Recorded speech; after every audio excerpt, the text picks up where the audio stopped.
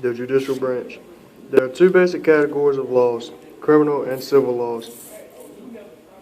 The criminal laws refers to the group of laws that define what acts are crime. They describe how a person accused of a crime should be tried in court and how criminals should be punished.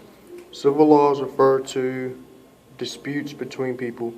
If there is a dispute between someone and you can't solve it privately, you may go to court to settle the matter. The common laws come from judges' decisions that rely on common sense and previous cases.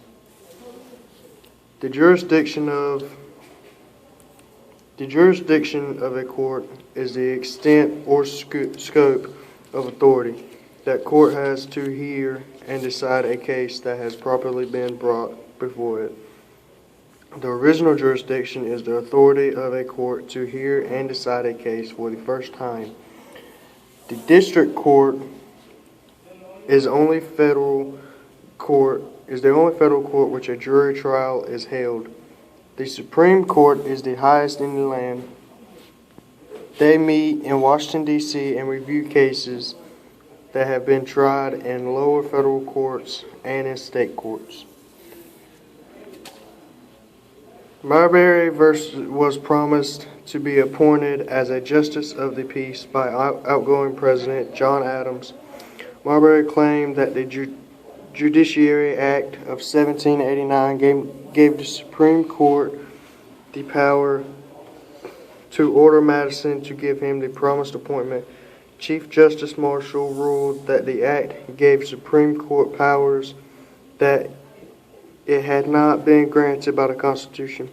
The Judiciary Act was declared unconstitutional. Justice John M. Harlan dissented, saying that the Constitution should not be interpreted in ways that recognize class or racial distinctions. In 1895, the Supreme Court declared that the income tax law passed by Congress was unconstitutional.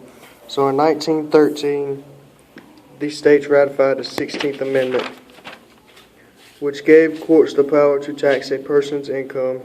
The income tax then became legal and constitutional.